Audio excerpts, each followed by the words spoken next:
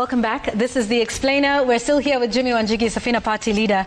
We're talking about the state of the nation.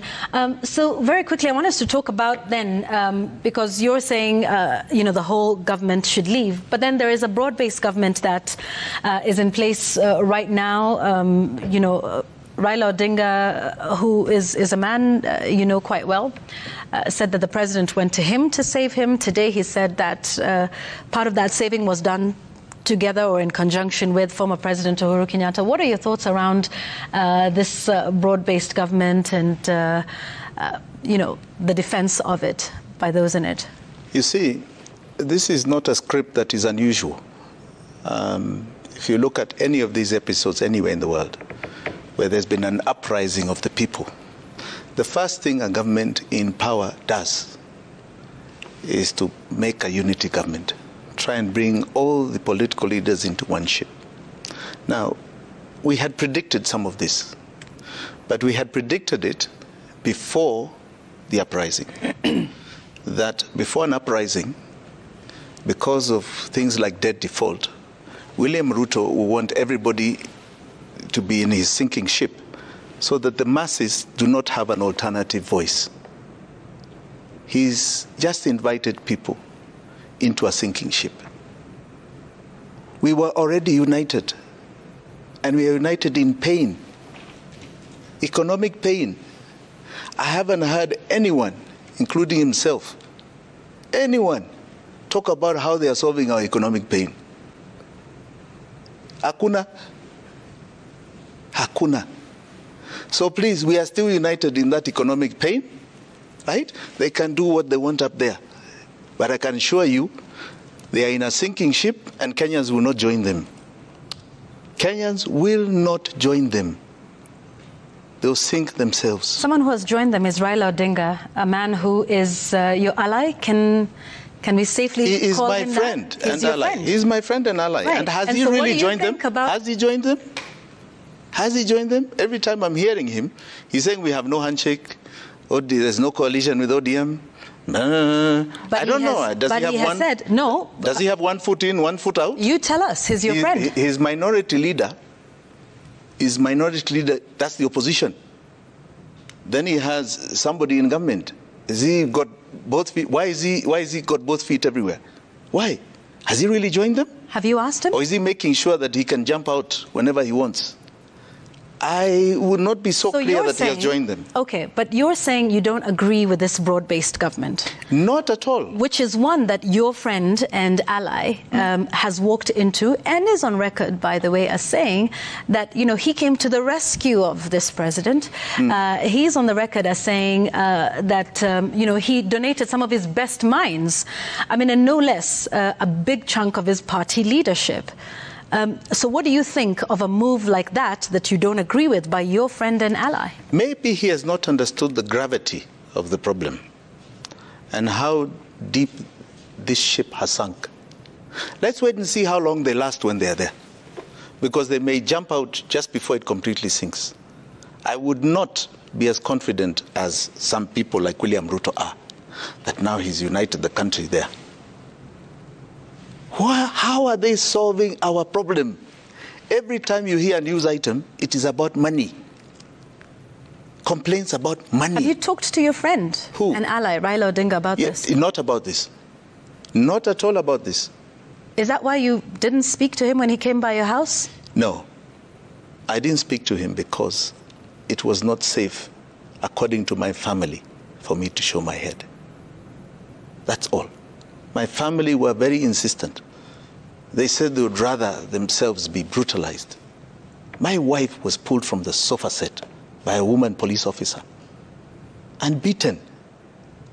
So apart from the fact that she was saying, don't shoot, she was beaten. All right? And they said, we are going to take this.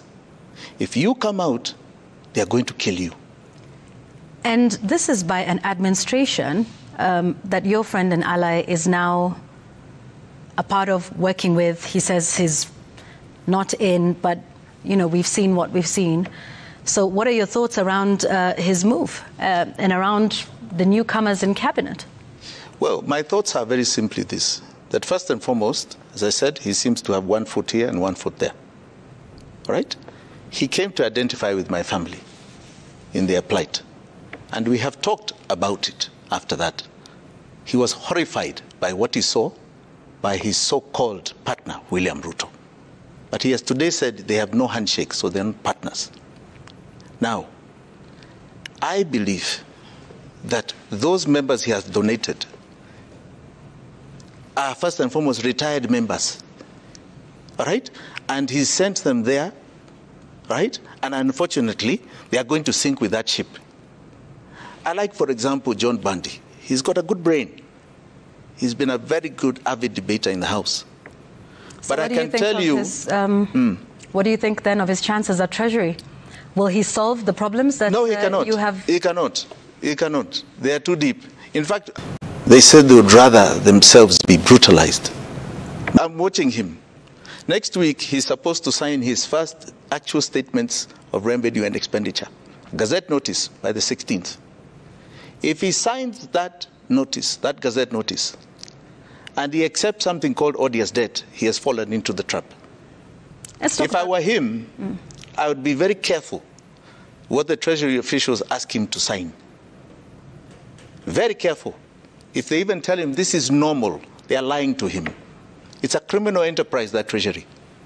It is fraught with unconstitutionality and criminality, so entrenched and so deep and so far-reaching. I can tell you, Yvonne, if there was anyone to fear, forget William Ruto. The fear is, what are those forces that have taken trillions from us and are still are? Who are those forces? Those are the ones you should be saying I should be fearing. Because it's a criminal mafia beyond your imagination that has made sure we are an enslaved nation and will be for many years to come unless we solve this problem now. And what is this problem now? I'll tell you. It is fraught in unconstitutionality. I was talking earlier about the Court of Appeal, who said categorically there is something that has been omitted in the current budget, or rather the previous one, called the revenue estimates in the appropriation bill. Appropriation bill is the bill, is the budget. So revenue is where the government believes it's going to get revenue from. And then you have expenditure, how it's going to spend it. That is long before the finance bill. And this is the Constitution of Kenya. They omit putting the revenue into the appropriations bill because they want to steal. If they make this law, then they are bound by it. And the biggest problem is they've not been doing it. So there's been a massive fraud that has committed on Kenyans. Unfortunately, the Court of Appeal has stopped it. So they stopped the finance bill, which some of us have helped challenge, the Okiya Mtata bill. We were instrumental in that bill, the challenge of that bill. And they have stopped the finance bill of 2023. Gen Z stopped the finance bill of 2024. William Ruto has to go to the revenue raising measures of 2022 of Uhuru. The additional raising measures.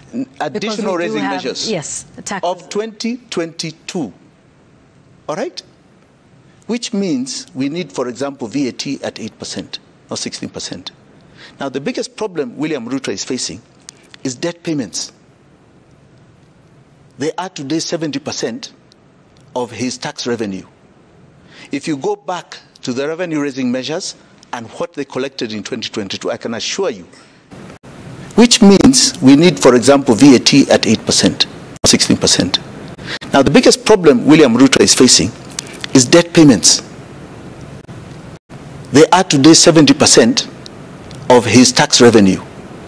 If you go back to the revenue-raising measures and what they collected in 2022, I can assure you, you're going to be over 80, probably towards 90%. And he's in big, big trouble. And you've been talking about odious debt. Absolutely.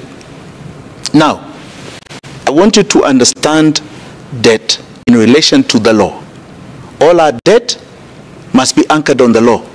And any debt that is not in this book called the Constitution is a fraud on the Kenyan people. because it didn't come to us. So when you do not raise revenue estimates, you have not anchored debt. So any appropriation that does not have revenue estimates means any debt taken was not constitutional. That's where we even start. The current budget, the current appropriations, it did not have a revenue estimate. It's actually an illegal law right now. And we're going to challenge it. And soon you'll be hearing there's no budget, there's no appropriation, because it did not have the revenue estimates. Okay? So he's spending or rather collecting and spending money that is unconstitutional. They have refused to follow the law. And the only reason they are doing that is because there must be some benefit by avoiding it. Now that has caused us odious debt, and I'll simplify this odious debt. Simplify it. There's something called primary balance, right? You look at the accounts of the nation, its expenses and its income. So we did the sums, just simple math, from 2013 all the way to 2023 June, right? What are the expenses of a nation? Removing only one item, debt payments. So that total was 4.6 trillion. Then we said, what did Kenya revenue collect? Kenya revenue collected in the same period 13.3 trillion, right? Now 13.3 trillion means that in 10 years, the difference from 14.6 to 13.3 was 1.3 trillion. So if we needed to borrow, we only needed to borrow 1.3 trillion. It's important to understand that this sum of our expenses is the entire development budget, which was 6 trillion. It's entire counties' budgets. It's entire salaries. It is entire pensions. It is entire operations of the government. Difference, 1.3. So he said, what did the government borrow? They borrowed 7.7 trillion. 6.4 trillion that was not needed. Where did it go? Now, the government of Ruto did three things at the beginning. The first is that they presented a law to Parliament amending the Public Finance Management Act that catered for the Consolidated Fund. And in that, they said, the Constitution says, all revenues of government, A, must enter the Consolidated Fund. A and B, except one, if it is a fund created by Parliament, like Petroleum Development Fund, and B, A and A, appropriations and exchange, nothing else. A and B, that's the Constitution of Kenya. The PFM law, prior to this amendment, took verbatim what is in the Constitution and put it, A and B. But they went and sought an amendment, creating C and D in PFM, contrary to the Constitution. They amended the Constitution in the Public Finance Management Act. Statute, rather than Constitution. Public Finance Management Act. Statute, rather than Constitution, which is unconstitutional.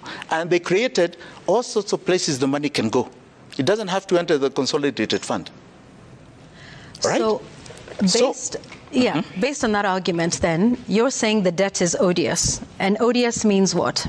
Odious means that it is not for us to pay. It never came to our benefit. It was not with our laws and cannot be apportioned and put to anything on our budgets because it was never there. Which means that Kenyans do not owe that money. Let me ask you this. Odious debt is not a principle that's recognized in international law.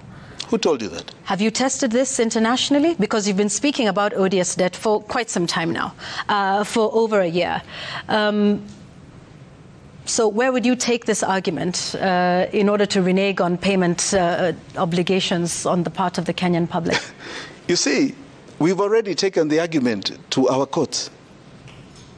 Our courts have already said that the revenue estimates, if they are not in your budget, then you have an unconstitutional budget.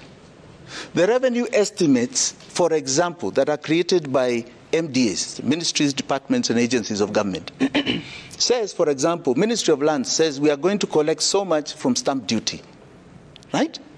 And we would like to collect more. With that approval, you create a finance bill. Now, those revenue-raising measures must have debt, all right? The revenue estimates must have debt. If the revenue estimates were never submitted, the court has already said those were illegal budgets. So the court declared the Finance Act. They already declared. That's fine. Yes. Let's follow this. The court declared the Finance Act 2023 unconstitutional, null and void. Understood. My question to you is then, when you say that this is odious debt and therefore should not be paid by the Kenyan people, this is debt that's been taken internationally, right? So we go to them and say we're not going to pay this because? I'll tell you. And how and where will you challenge this? Because there's a whole principle and there's a whole debate around the theory of odious debt, not recognized in international law. To which international organization would you take this? I mean, you know, we've got others like the ICC, the ICJ, but where would you take this to be able to challenge Kenyans' taxpayers towards paying a debt that's already been taken? Even for clarity, we have what you call 4 pockets of debt. You have that international debt, and there you have got what you call London Club, which is the notorious Eurobonds and syndicated loans. You have got the bilateral debts. This is where you have IMF and all this. A lot of that, by the way, is anchored in the budget. You have Chinese debt, right? And a lot of the Chinese debt is anchored in the budget. I have one issue with SGR. Okay? Then you have domestic debt, these bonds and bills that are never anchored in the budget.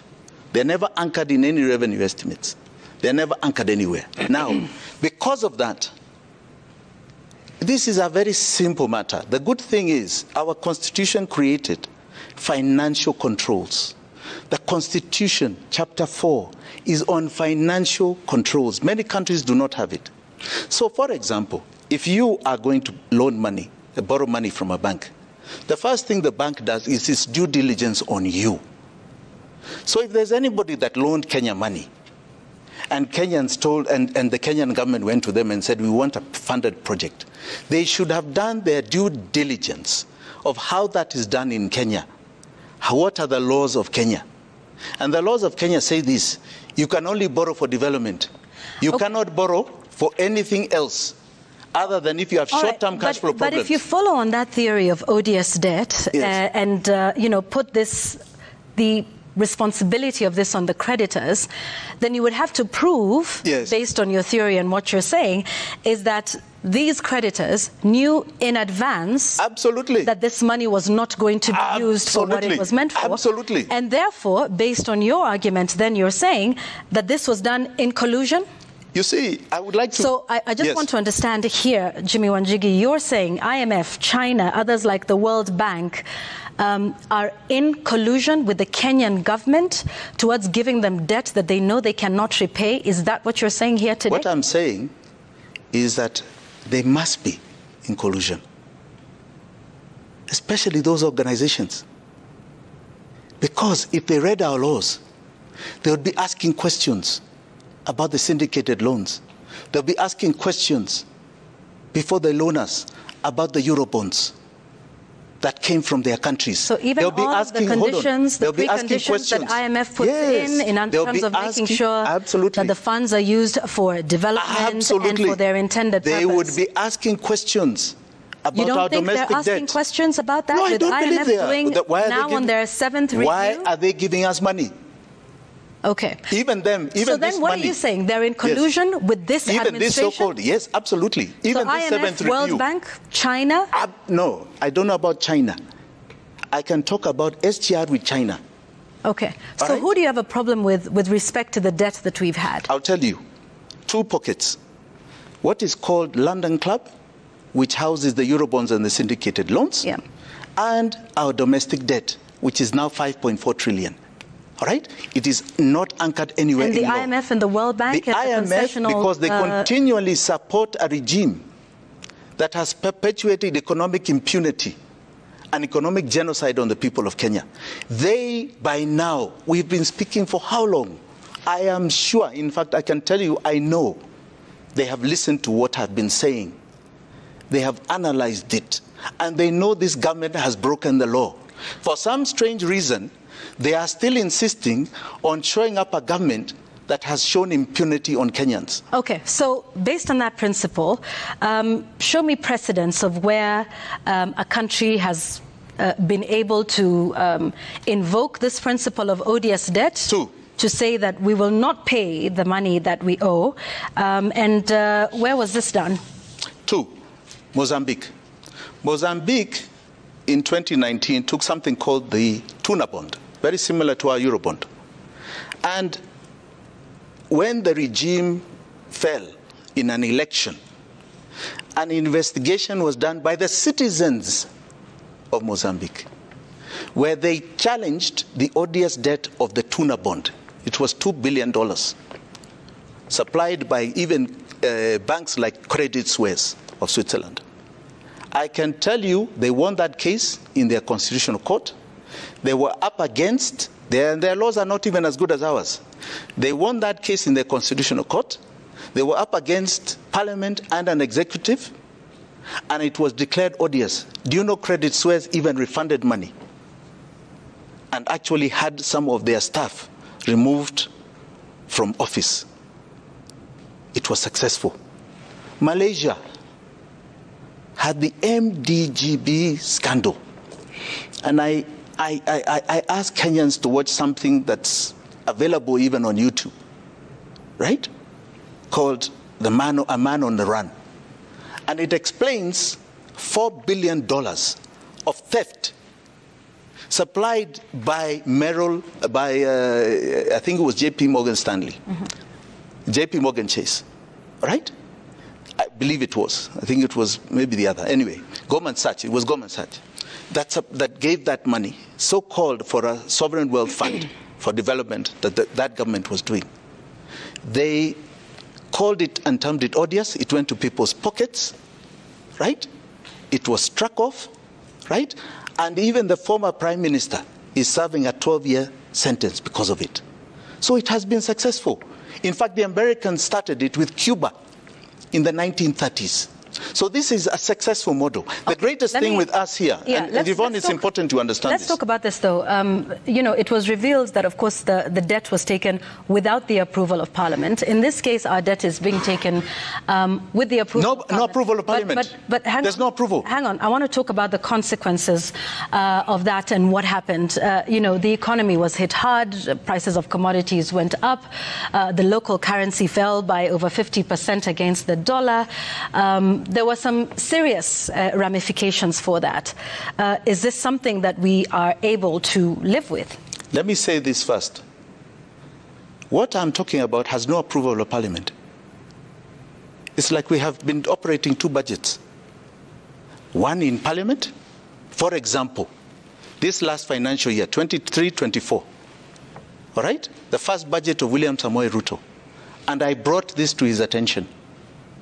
I said Parliament passed foreign and external loans of 313 billion shillings to support a development expenditure of 800 billion plus, right? The rest coming from our taxes. But the immediate Gazette notice, the one you're going to see John Bundy signing next week, said that we have got borrowings of 870 foreign and external loans, and 600 and something domestic. That was never approved by Parliament. So please, it's not approved by Parliament. When I'm telling you the revenue estimates were not submitted to Parliament, means nothing about debt taking has been approved by Parliament, because it must be in the revenue estimates. So it's been unconstitutional, and that is where Kenyans hang on to. And I'll tell you, we are not going to collapse because we have said we have cut off any odious debt. I gave you the sums. If in 10 years our expenses were 14.6 and our revenue hard earned by taxpayers here was 13.3, we had a shortage of only 1.3 in 10 years. Our development expenditure was 6 trillion. That means only 20% of that expenditure. We can even cut it off and say, let's do development of 4.7 trillion, and we are not borrowing from anybody. And the future of that sort of country is this. First, we have no baggage of any debt. So all the revenue that comes to the exchequer can be used for services of government. The other is that this monster called domestic debt. Now, all these banks have got to loan us. Is that debt also odious? It's odious. Debt? Absolutely odious. So we shouldn't be paying back all that money, because it's not just money that's been lent by banks. It's also been lent by individual investors. So what are you saying to those individual investors who have given money to the government? They have unfortunately participated in an illegality. An illegality. And this is how it's so ridiculous. Even those that individual investors did. What they don't seem to understand is how it's fake. Here's our money that we put to government bonds. We are the government. This government is not using that money for anything on the budget. And then they come back for our taxes, right, to pay the same interest rate. So why do you think you're making money? Your taxes are being taken, you're giving your money so that your taxes can be taken. It makes no sense at all. Why are we doing it? And we've done it to the extent of 5.4 trillion. Are they also in collusion with government? No, they don't understand it. Banks also don't understand it? They are definitely in collusion. They are definitely in collusion. 100% in collusion. How do you think some of these CEOs are earning salaries of 200 million a year? This is a collusion. You take our money from our deposits. You give it to the government at 18%, William Ruto was saying the other day. Then you come with tax measures that have to pay it back. All right? The banks make huge money. You and I try and get a loan. We are told, no. You are at risk, maybe 28%, maybe 25%. And we are priced out of the market because we take a loan at that. The cost of anything we produce is too expensive. Nobody will buy it. So this has been in collusion, because the same banks who give you loans must also look at the laws of government. What law is allowing them to ask for a bond? And when they look at it, they'll know that bond is a borrowing. And you can only borrow, because bonds are long-term, in the long term for development. So show us where you have anchored our bond on development, like you hear infrastructure bond, and I hear they want to try and raise another one very soon. I advise everybody to stay away from it. It is odious. And if you want to do it, no problem. There will come a time you realize you have sunk yourself. So you're saying this is odious. It does not go to any infrastructure project. They took a 200 and something early this year. What roads are being built here? Where is the prospectus? Where is it in the budget that this bond is going to fund these roads? There's nothing going on here.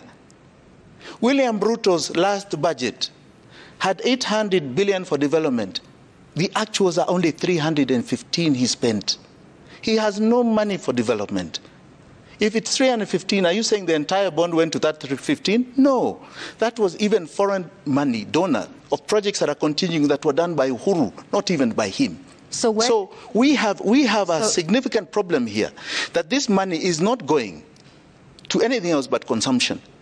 Because even in the last finance year, he borrowed 1.5 trillion.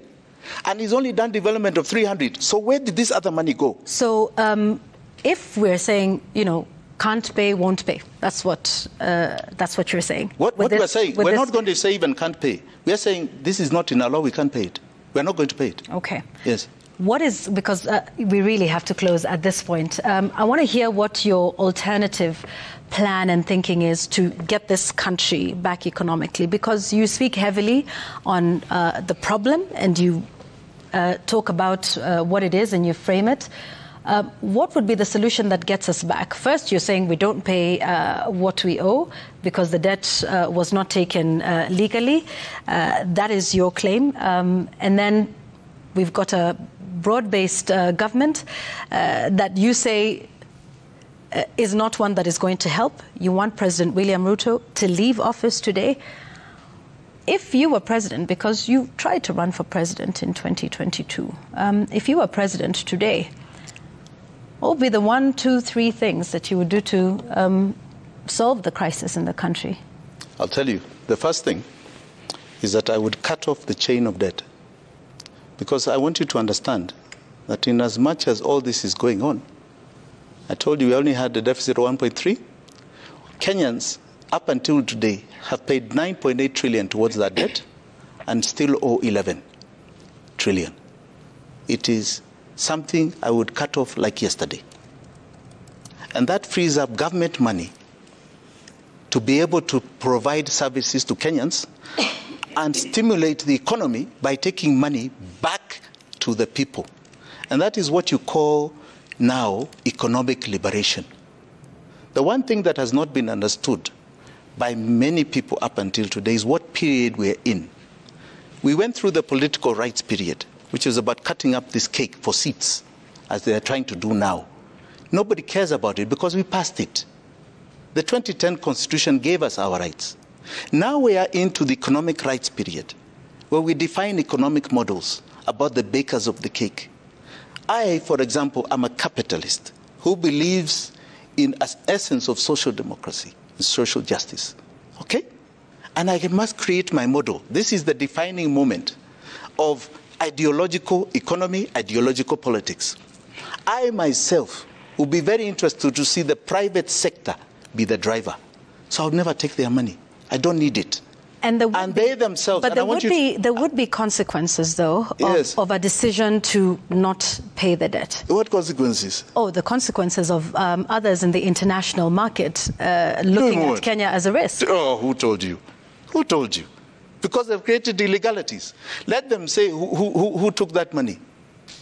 Because I want you to show me where that money is reflected in the consolidated fund. Should we not also be taking issue locally with saying, because, you've talked about what the money is, where it goes, where it doesn't go. Shouldn't we also be fixing what is happening locally in terms of the role of Parliament and the role and responsibility of Parliament in terms of managing our debt? If you say that money has gone somewhere, should those people not be found and jailed? Is this a local problem or is this an international problem? We've got assist. And you have to know, certainly, there will be consequences because they will look at Kenya as a credit risk. No. They will increase the credit rates. So there will be a period where you will have to deal with some of the consequences of a decision like that. Now, the question is, what would you be able to do to mitigate some of the consequences? Yvonne, you want us to live in fear. No, it's not fear. No, You're it's saying not fear. Fear of this happening. No, I'm sorry. Jimmy, it's not fear. Let me answer. There are consequences, though. Let me answer. How would you deal with it? Let me answer. First and foremost, forget about that fear-mongering. International community, this or that. Sijui nani, this or that. I'm sorry. No matter what they do, we can live within our means. We don't need them. So why do they want us on a chain? Why do they want us on a chain? If we legitimately owe IMF, and it is in the budget, we'll ask those that we paid illegitimately to return it. To return it. Because as I told you, we have paid almost 10 trillion to this debt. That is still at 11 trillion, never coming down, just growing. So let's not live in fear as a nation. Let us not live in fear. I don't live in fear. Right? They say when you fear nothing, right? Then what? Those Gen Zs that went to parliament, what did they fear? A bullet? And after the bullet, they still went into the chamber. They succeeded. And it's very sad that they were killed. Over 200 have been killed. We mourn them. They are heroes. Let us not live in fear. What consequences? We can live within our means. We don't need their money. My issue, fundamentally, is what we do with those local bonds that you're talking about, because it's odious. What do we do with these banks that have helped create a criminality? And we will hold them to account for that criminality. This is a reality. And I can tell you, Yvonne, if we don't do this, if we do not cut this chain, because it is the current modern chain of our slavery. Before they had these chains when they took us and sold us as slaves, that chain today is dead. If we don't cut it, anybody talking to anything else is lying to you, because we can't even reschedule it. We can't even package it all and find softer terms that we can pay it over 200 years. It is a monster. It is going to chain us. It is finishing us. And I'll tell you what it creates. It creates what you're seeing in this country: inflation and recession. They're two evils. Two evils at the same time. So William Ruto says, I've brought down the cost of things. So he's brought down inflation. Easiest thing to do. Just remove money supply. Make sure banks' interest rates rise. Make sure cash ratios from banks are risen. So there's no money. So goods look for a price. But what do? You accelerate the already recession that is there. So now recession is, we are not growing. We have no money in our pockets. We are collapsing. If you do the other, you raise inflation. And the only solution when you have that is to reduce taxation. William Ruto was seeking to raise taxation because his taxes are going to debt.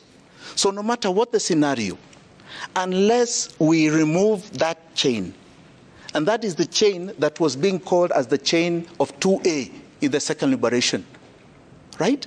It is the chain of colonialism in the first liberation. Our current chain, and Kenyans should understand it, is this debt. It is all around our bodies. And unless we cut it and throw it in the dustbin and look forward to a future, there is no light. So this government, so-called of coalition government or whatever, is going there and saying we are not going to pay debt that is not in the Constitution and cut it off. Everything else is just talk. It's just good language. But it will go nowhere. Nowhere. They have to remove the chain. And William Ruto can't. That's why I say he must go. And you can? Like yesterday. I'll do it the first day in office. The first day in office, I'll cut it off. So if we do Article 1, and based on this formula of interpreting it that you have refused to share, would you want to be the leader of this country? Absolutely. I believe I can solve the problem of Kenyans. I believe I have it in my heart and in my mind because I love this country. And I believe I have the courage. So you'd run again in 2027? Absolutely. If we get there, I think we may have an election before then. And I pray we have an election before then. It is my prayer that people see that even when you are president, you can be brought down by the people. You're accountable to the people. William Ruto got in with a ballot. He is currently ruling with a gun and a bullet. How? How do you rule with a bullet? How do you kill these young Kenyans on the streets?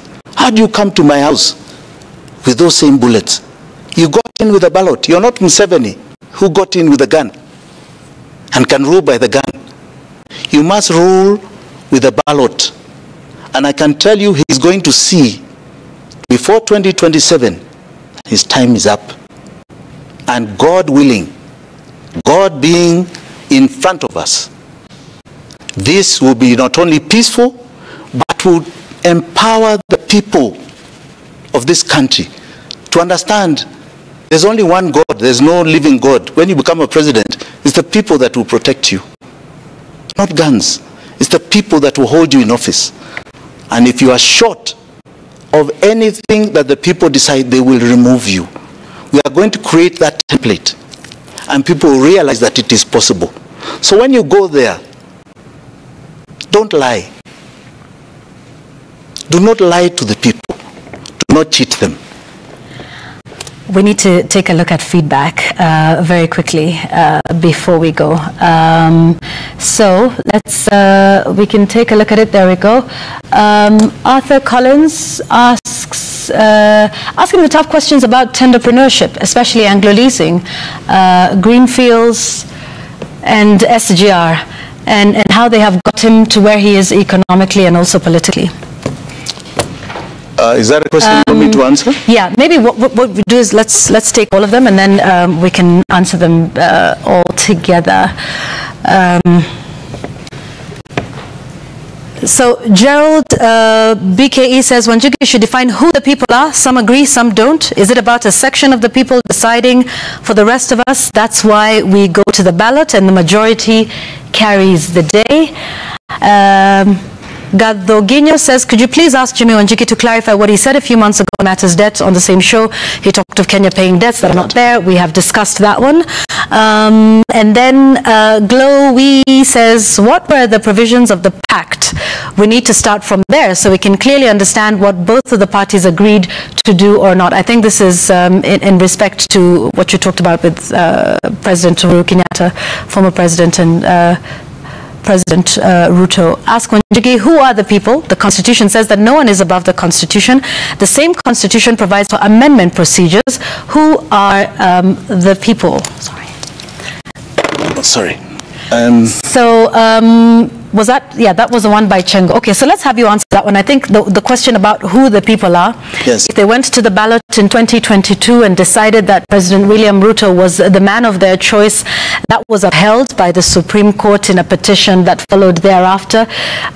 So who are the people? Is it some? Is it all? Let's accept that we have enough statistics that say 70% of this nation are young people below the age of 40. And let us suffice to say that what we saw on the streets of Kenya, in every single part of this nation, including the president's backyard, was the people that represent that 70%. Those are the people. They already have taken the front. And they've shown they are not only tribeless, right? They are committed and courageous. They already showed it. They have done something, I can tell you, I have never seen in this nation, and I don't think anybody else has. So the people have already spoken, right? And I want to tell you that those people, where I am, I must say, I am also an older generation to that, but I support what they are saying. I do not believe they're alone. And if William Ruto has the courage, let him come and support the referendum that we have asked the courts to support, which is really a referendum that is a no confidence motion in him. Let him come there and say, I actually even want it. And I can tell you, the people will tell him. They will tell him, point blank, what it's about. I would like to read one question from the CJ, and it was to you. Former CJ William Tunga. Yvonne, please stay on the question of interpretation of 1, 2, 3. Under what article can Kenyans overthrow the Constitution? I asked Gen Z have not called for the overthrow of the Constitution. They are dismissing those they have delegated sovereign power to. Are we clear? That is... We are not yet clear because I asked you the question, which was the interpretation of that Article 1. And the reason I'm asking you is because it is something that, you say you have spent a great deal of thought around it. How would you interpret Article 1 towards saying that we want this administration out, we don't want the Speaker of Parliament to take over, because that was what you said in the beginning. So I just want to hear your interpretation of how that works practically. Yes. Because with due respect, that's the former CJ, and this is something that is usually interpreted by the Supreme Court, which has the sole mandate of interpreting the Constitution in the country. I think it's so I want to hear what your interpretation of Article 1 and how that works practically. Kenyans would like to understand what your thought process is. Yes, and I told you, you're going to see it play out in the not too distant future. All right? I do not want to warn those that are against it. I will if this is a matter, Jimmy, yes, of the Constitution and national importance, yes, the Constitution, to which we all, fall under, right?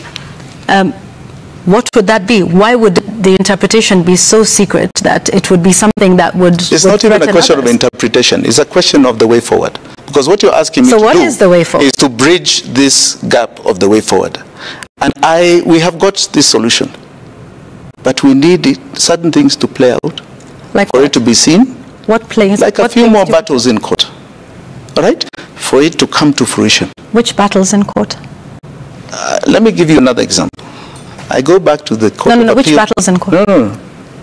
I go back to the Court of Appeal ruling on revenue estimates.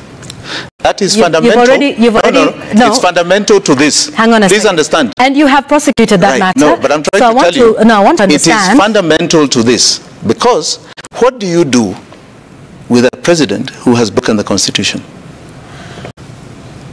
What do you do? You impeach him. What do you do with the parliament that has broken the Constitution? You go to the courts and seek its dissolution. You go to the courts. Where does it say that? So what is your solution? Right. Now you're understanding that we need a few more things to play out. By the way, the courts. By the way, the courts have spoken about the Constitution of Parliament. Retired C.J. Maraga did speak about that. Yes. Did make an advisory on the same, on the legality of its constitution. It may not carry. But here is my question, if you look at the numbers, perhaps. But so here's the thing for me is, what is that roadmap that Kenyans would want to see? Or is this something that is a Jimi Wanjigi plan? Because you've said right here that a majority of the people are not happy with this administration. So are you holding meetings with a majority of these people to plan the roadmap for the next way forward? And why would this not be something that is public, considering it is in the Constitution of Kenya? That is not a secret document, Yvonne, and that is public. I'm a very intentional person. Very intentional person. When I stood in 2022, it was intentional. Knowing very full well what was coming against me. When I've been talking about the economy of this country, it has been extremely intentional. In fact, I remember people telling me, Jimmy, you're talking to an elite. People don't understand those things. And today, you saw Gen Z talking those things. They were talking about the economy. I want to also assure you that I'm very intentional with the growth of this nation democratically. And this, what you're going to see, is a move that is enhancing that growth. And because there are many, many pots in the pie, I will not on this show tell you how it's going to climax and what is the end game. I've been in this long enough. You don't put all your eggs in front of everybody to see. So it will come. And I will even come back at your invitation. I'll even tell you, Sasa imeiva. This is now what is going to happen from here. Right? And Kenyans will then decide. All right? Kenyans will decide. But I can tell you, we have drawn up a script. A script. Following the constitution of this land. Article 1, 2, and 3. That will bring an election before 2027. All right. Jimi Wanjigi, former presidential aspirant and Safina party leader, joining us here. We look forward to hosting you and hearing what this plan is at some point. Thank you. That's where we leave it at. Do we take a break or yes? Let's take a commercial break and then update you on more news of the day. Jimi Wanjigi, thank you for being on The Explainer tonight. Thank you so much, Yvonne. Glad being here. God bless you. Thank you.